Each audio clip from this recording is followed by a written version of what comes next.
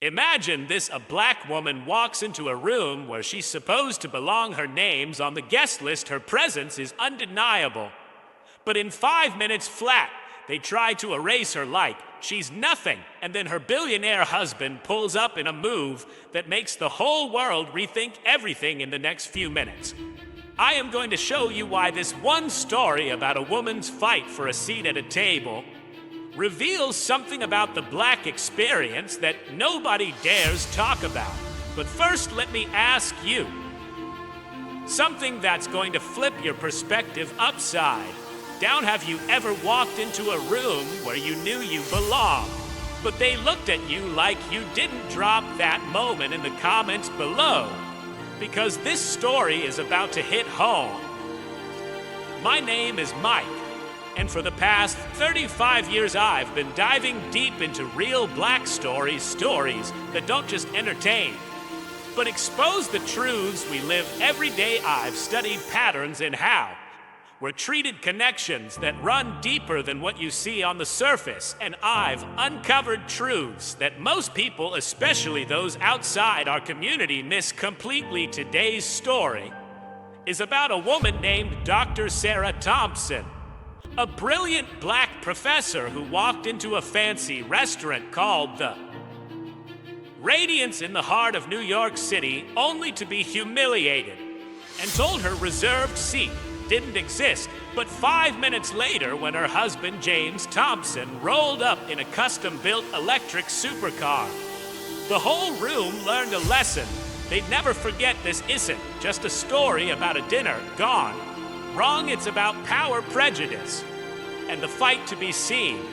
And by the end of this video, y'all understand why this matters to every single one of us. More importantly, y'all see how this story is yours. A story. Now let me set the stage for why this video is different. I am not here to give you a quick recap or some surface level tea. We're going deep. I've spent weeks analyzing this story, referencing real life parallels and connecting it to the black experience in ways that'll make you rethink every fancy space you've ever stepped into. Here's what I am promising you today. First, I'll break down the exact moment Sarah was disrespected and why it wasn't just a mistake. Second, I'll show you how the restaurant's actions mirror centuries-old patterns of exclusion. Third, I'll reveal the hidden power moves James made to flip the script. Fourth, I'll connect this to real stories from our community, because we've all been Sarah at some point. Fifth, I'll uncover the deeper truth about why these spaces keep trying to erase us. Sixth, I'll show you how this one dinner sparked a movement that's still shaking things up today.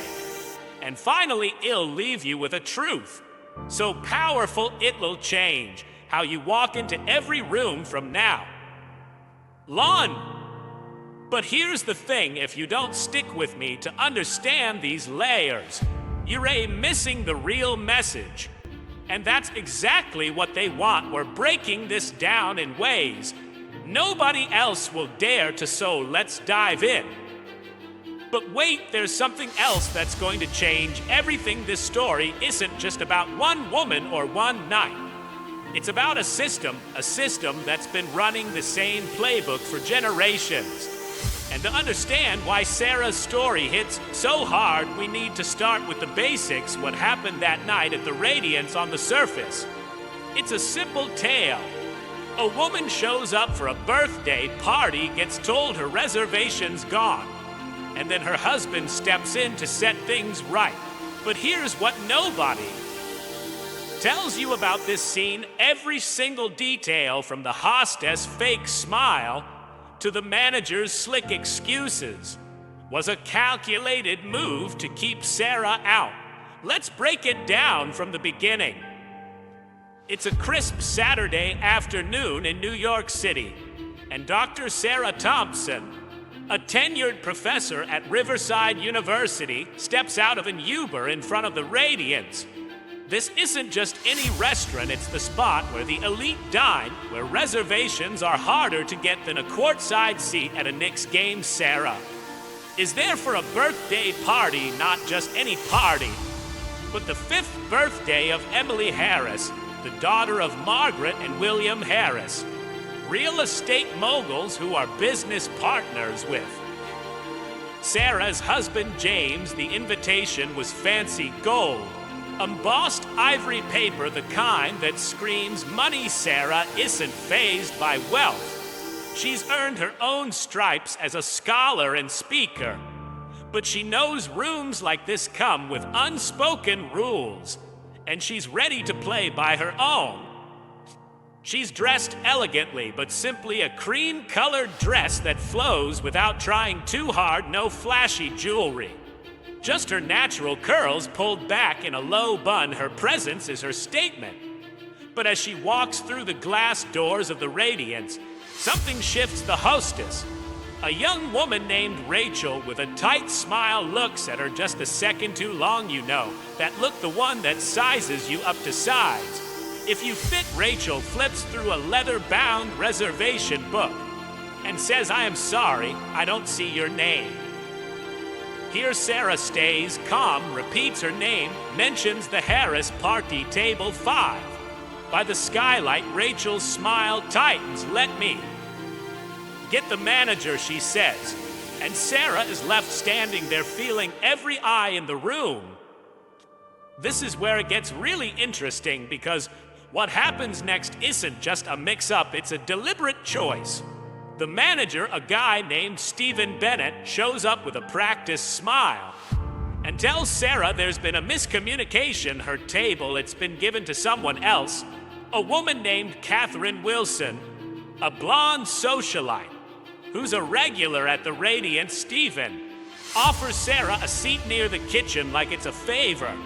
And right there in that moment, Sarah feels it, the sting of being erased, of being told she doesn't belong in a space she was invited to. But here's the part that broke my heart. She doesn't yell or cause a scene. She just stands there, dignity intact, waiting for the truth to catch up. Hold up, did you catch? What just happened there? Sarah was humiliated. But she didn't break, and that's where this story starts to reveal something deeper about the Black experience. Something we're going to unpack in the next part. Because to understand why this moment matters, we need to go back, way back. Stick with me, because the historical context is about to blow your mind. All right, let's take a step back and talk about why Sarah Thompson's experience at the Radiance isn't just a one-off incident.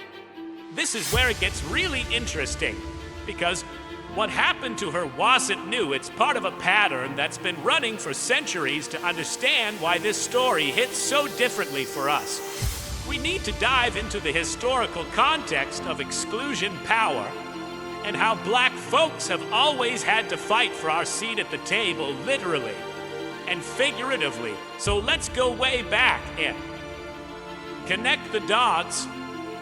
Think about this. In the 1800s, during the era of slavery, Black people weren't just excluded from fancy dining rooms. They were barred from existing as equals in any public space. Even after emancipation, Jim Crow laws made sure we stayed in our place: restaurants, hotels, theaters. They all had signs, written or unwritten, that said no Blacks allowed. Fast forward to the 1950s and 60s, and you've got the civil rights movement, where folks like the Greensboro Four sat at a Woolworth's lunch counter in 1960, demanding to be served. They weren't just asking for coffee, they were demanding dignity. And what did they get? Arrests, harassment, and hate. But they kept sitting, because they knew the real fight wasn't about a seat, it was about being seen. But here's what nobody tells you about those moments. The exclusion didn't stop when the laws changed. It just got sneakier. By the 1980s and 90s, upscale spaces like the Radiance started using what I call the invisible velvet rope. No signs saying whites only, But subtle moves lost reservations, long wait time seats by the bathroom to let you know you weren't welcome. This is the historical parallel that makes Sarah's story so powerful when Rachel and Stephen told her name wasn't on the list. They weren't just making a mistake. They were playing from a playbook that's been around since the days of segregation. Now let's talk about the cultural significance of spaces like the Radiance. These aren't just restaurants, they're stages where power is performed if you're and you're part of the elite. If you're out, you're nobody. For black folks, getting into these spaces has always been a double-edged sword. You're expected to prove you belong, dress a certain way, talk a certain way, carry yourself like you're auditioning for their approval.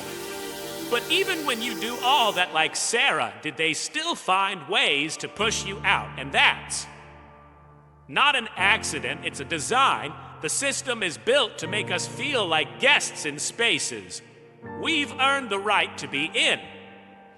This next part is going to make you angry, but stay with me, because this historical context reveals something critical about why Sarah's story matters today. In the 2000 studies started showing how black customers were treated differently in high-end establishments. A 2004 report by the National Urban League found that black diners were more likely to be quoted longer wait times, seated in less desirable areas, or outright turned away, compared to white customers with similar profiles. Sound familiar? That's exactly what happened to Sarah. And it's not just restaurants, hotels, boutiques, even car dealerships play the same game. The pattern repeats. Because the system hasn't changed, it's just gotten slicker. But wait, there's something else that will change everything. These patterns aren't just about individual prejudice. They're about power. Who gets to decide who belongs, who gets to gatekeep access. In Sarah's case, it was Rachel, the hostess, Stephen, the manager, and Catherine, the socialite, who all assumed they had the authority to erase her. But what they didn't know was that Sarah's husband, James, was about to flip that power dynamic upside down. And to understand how he did it, we need to break down the story itself, the surface-level plot that sets the stage for the deeper truths we're about to uncover. Before we move on, there's something crucial. I need to say this story isn't just a boo. Sarah and James, it's about every black person who's ever had to prove their worth in a space that didn't want them. It's about the lunch counters, the boardrooms, the classrooms, and yes, the dining rooms where we've had to fight for our place.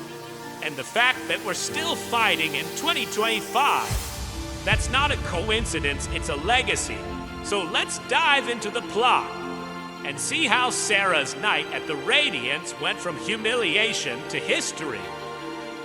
This is where it gets complex, but stay with me, because what happened that night wasn't just a personal slight, it was a public reckoning.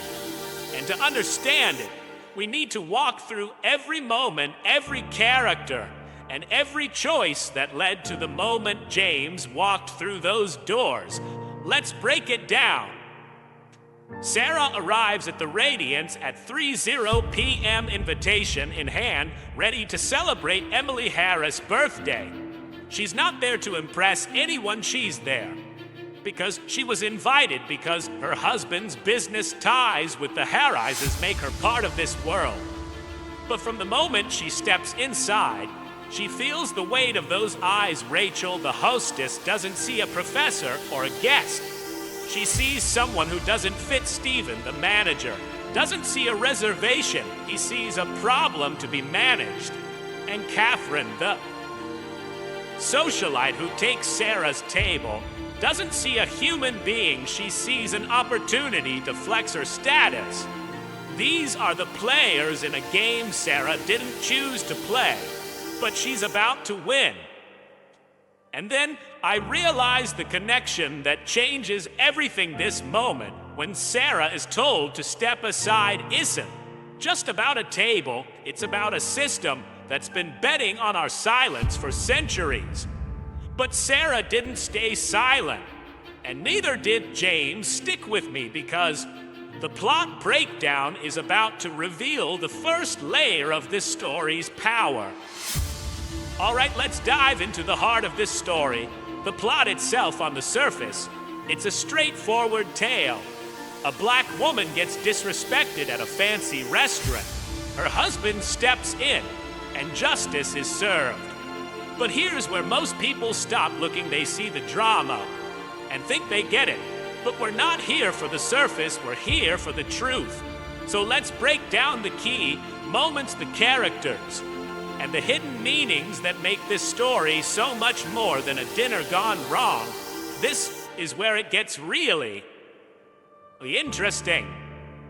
Let's start with what happened. Dr. Sarah Thompson arrives at the Radiance at 3:00 p.m. on a Saturday. Dressed in a cream dress that's elegant but understated. She's there for Emily Harris' 5th birthday party, invited by Margaret and William Harris, who are business partners with her husband, James. The restaurant is dripping in luxury marble floors, crystal, chandeliers, the kind of place where the menu doesn't list prices, just vibes. Sarah hands over her invitation, expecting to be seated. Table 5, a prime spot by the skylight, but Rachel flips through the reservation book and says, "I don't see your name." Sarah stays. Calm repeats her name, mentions the Harrises. Rachel calls over Stephen Bennett, the manager, who offers a weak apology and says the table's been given to Catherine Wilson. A regular Stephen suggests seating Sarah near the kitchen like it's a consolation prize. This is the part that broke my heart. Sarah doesn't lash out. She stands there poised, holding her dignity like a shield. But you can feel the weight of it that moment when you're told you don't belong, even when you've done everything right. She waits not because she's weak, but because she knows her worth. And that's the first key scene. Sarah standing in the lobby, invisible to a room full of people who think they're the only ones who matter. Now let's talk about the characters and their motivations. Sarah isn't just a professor. She's a symbol of resilience. She spent her career navigating spaces where she's the only black woman in the room, so she knows how to read the subtext. Her motivation is simple: to exist, as she is without apology when Rachel and Stephen dismiss her. She doesn't see it as a mistake. She sees it for what it is, a power play. Rachel, the hostess, is young, probably in her early 20s, and her motivation is to keep the status quo. She's been trained to prioritize people who look like Catherine White. Wealthy, connected. Stephen, the manager, is the real gatekeeper. His motivation is control. He doesn't want a scene, but he also doesn't want to challenge the system that keeps the Radiance exclusive. And Catherine, she's the wild card. Her motivation is entitlement. She walks and sees an opportunity to claim a prime table and doesn't care who gets displaced. She's the face of privilege that doesn't even bother to look at who it's stepping on. Hold up, did you catch what just happened there? This isn't just about a lost reservation. It's about a hierarchy. Rachel, Stephen, and Catherine are all playing roles in a system that's designed to keep people like Sarah out. But here's what nobody tells you about this scene. The real power isn't with them. It's with James Thompson, who's about to walk through those doors and chain everything. Let's keep going. The second key scene comes when James It's about 3:30 p.m. and the tension in the lobby is thick. Sarah has been standing for nearly 20 minutes watching other guests, mostly white, dripping in designer labels, get seated without a hitch. Stephen has just gestured to security like Sarah's the problem. And then you hear the low hum of an electric supercar pulling up outside. The glass doors slide open, and James Thompson steps in. He's not loud or flashy. He's in a tailored navy suit, his presence calm, but commanding, his eyes lock on Sarah, and you can see the shift in his face, not anger, but resolve. He crosses the lobby in seconds and says, "You've been standing here this whole time." Sarah doesn't answer. She doesn't need to. The truth is in the air. This is where it gets complex, but stay with me. James turns to Stephen and asks, "You gave away my wife's table." Stephen stammers, tries to play it off as a mix-up, but James not having it. He reveals the bombshell. He's not just Sarah's husband, he's the majority investor in the Radiance, owning 60% of the business. He stayed in the shadows on purpose, watching how the staff treats people when they think no one's looking. And now he's got proof of their bias. He pulls out his phone, shows the reservation. Confirmation, timestamp, verified, undeniable. Stephen's face falls. Catherine shifts uncomfortably at table 5, and the room goes silent.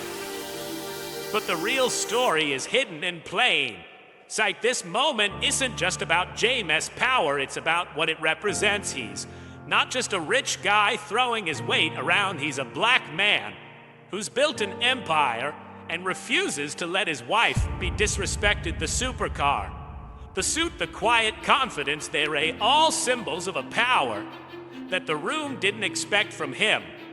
And that's the deeper theme here, the assumption that black excellence is invisible until it forces you to see it. Sarah and James aren't just fighting for a table, they're fighting for their rightful place in a world that keeps trying to erase them. This next part is going to make you angry because what happens next shows how deep this bias runs. Stephen tries to backtrack, offering empty apologies, but James shuts it down. He calls out the pattern. This isn't the first time the Radiance has lost a reservation for a black guest. He's got data, 17 instances in the past 6 months where minority guests were displaced for white VIPs. And every time Stephen had override access, the room feels the weight of that truth. And Catherine, who's been smirking from our stolen table, suddenly looks like she wants to disappear. I almost didn't include this, but you need to know this scene is a masterclass in power dynamics. James doesn't yell or threaten. He uses facts, presence, and authority to dismantle the system right in front of everyone. And Sarah, she's not just a bystander. She speaks up, calling out Catherine's entitlement. And Stephen's complicity, her voice is calm, but lethal. And it's clear she's not just fighting for herself, she's fighting for every black person who's ever been told they don't belong. And then I realized the connection that changes everything. This story isn't just about one night. It's about a pattern that's playing out in our community right now. Stick with me, because the next part is where we make it personal. This is where it gets personal. And this is where it gets real, because Sarah and James' story at the Radiance isn't just a dramatic tale. It's a mirror reflecting our reality as a black community. You know exactly what I'm talking about. We've all had that moment where we walked into a space, whether it's a restaurant, a job interview, a classroom, and felt those eyes, that subtle shift that says, "You don't belong here." So let's talk about how this story connects to us, why it resonates so deeply, and what it means for the struggles we face today. Let me break this down for you. Sarah's experience, standing in that lobby being told her reservation didn't exist, is something so many of us have lived through. I remember a time when I was 25, fresh out of grad school, and I walked into a high-end boutique in Chicago to buy a suit for a conference I'd saved up, thinking that it'd make a difference. The saleswoman barely looked at me, followed me around like I was going to steal something.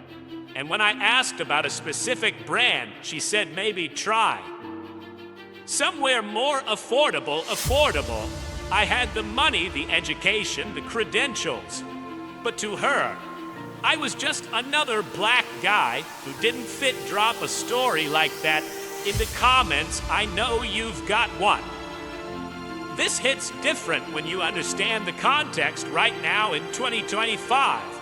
We're still dealing with the same kind of bias. Sarah faced a 2023 study by the Equal Employment Opportunity Commission found that black customers and employees are 30% more likely to face discriminatory treatment in service industries, restaurants, hotels, retail, you name it. And it's not just about being ignored, it's about being erased. Think about how many times you've called to make up. Reservation given your name and shown up only to hear, "We don't have you in the system," or how many times you've been offered the W. Horse table, the slowest service, the side eye. That's not random, it's systemic. But here's what nobody tells you about this story. It's also about our power to push back. When James walked into the Radiance, he wasn't just defending his wife. He was defending us. His role as the majority investor gave him leverage. But his decision to use it came from a place of love and justice. And that's what makes this story resonate, because every time we stand up, whether it's calling out a manager, filing a complaint, or just refusing to shrink, we're carrying that same energy. I've seen it in our community. Black women on TikTok exposing shady businesses, black men organizing boycotts, black students demanding fair treatment at universities.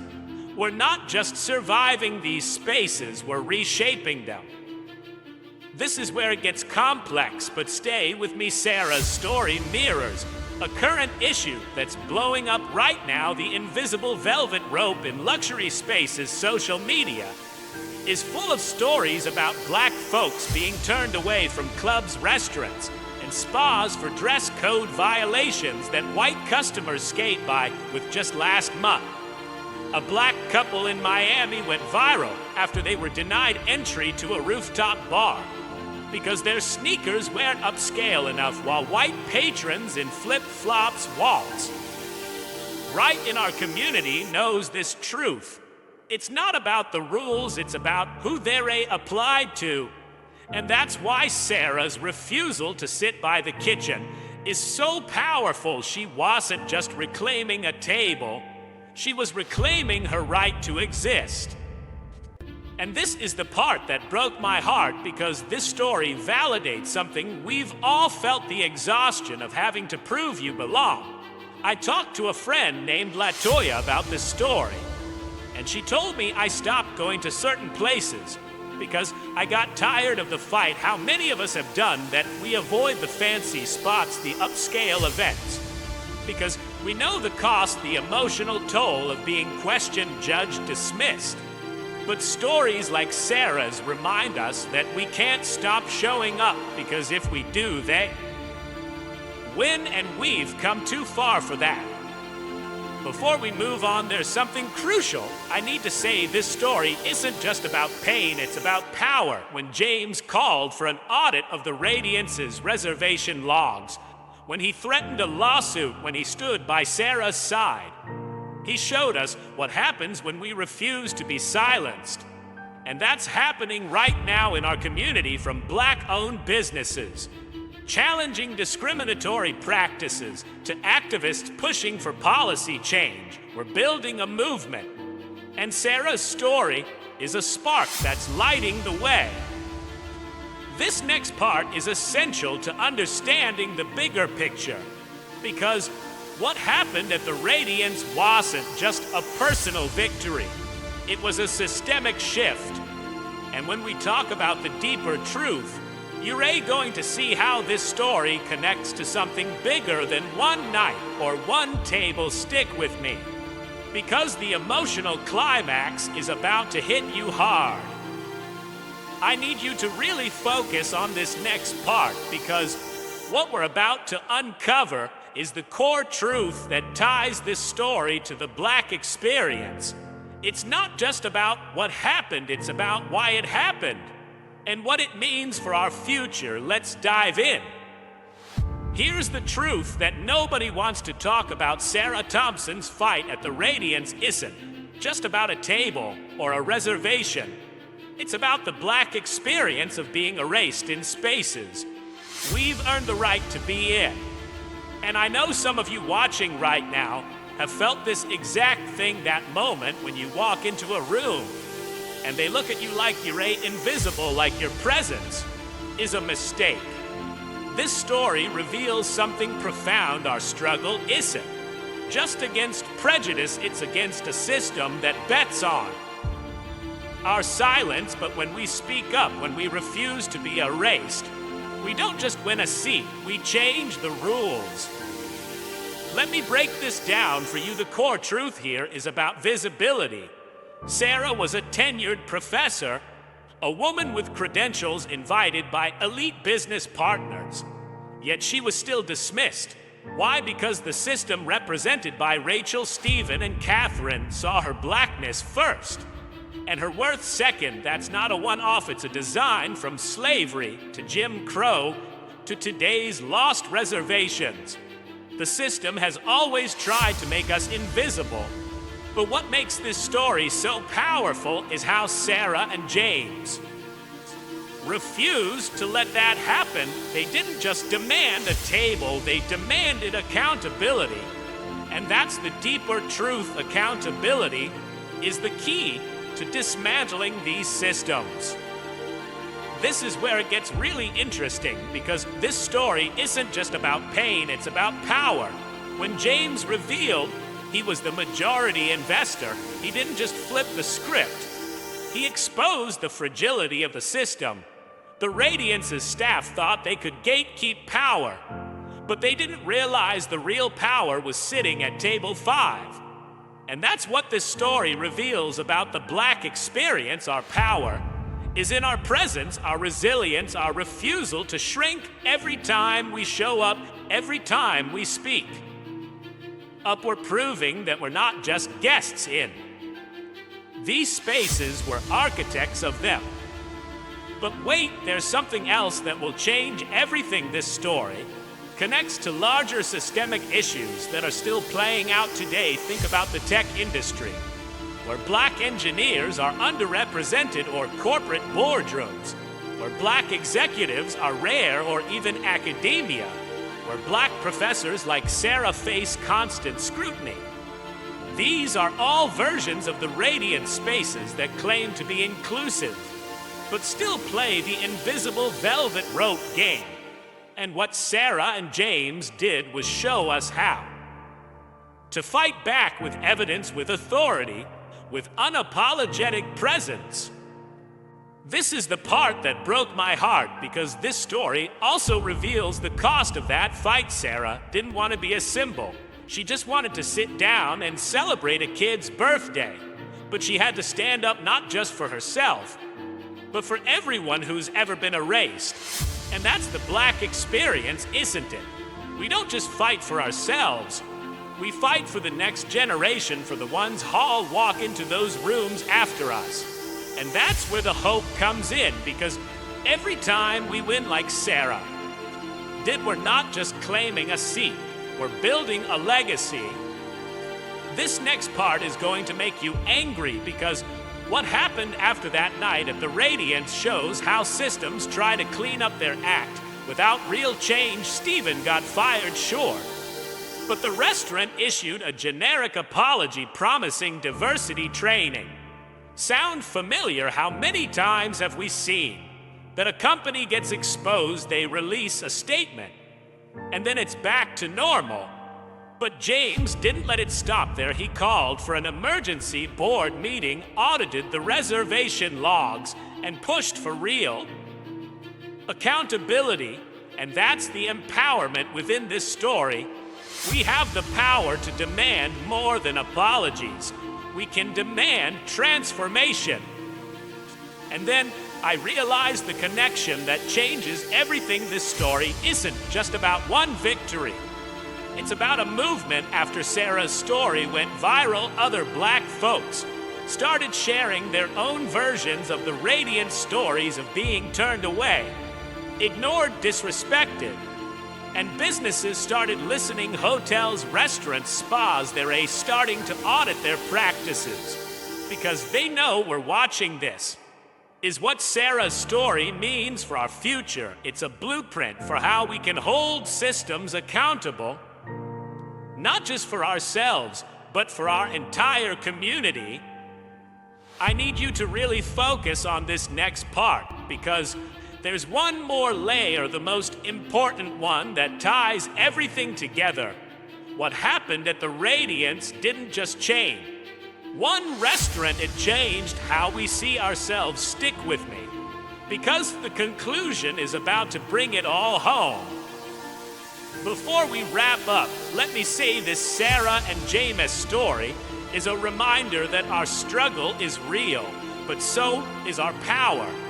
And when we stand together, when we refuse to be erased, we don't just win, we redefine what winning looks like. Let's talk about what that means for us moving forward. So here's what I want you to take away from this deep dive. Sarah Thompson's fight at the Radiance isn't just a story. It's a blueprint. It shows us where we've been with centuries of exclusion and erasure. It shows us where we are still fighting the same battles in slicker forms. And most importantly, it shows us where we can go a future where we don't just demand a seat, but redefine the table itself.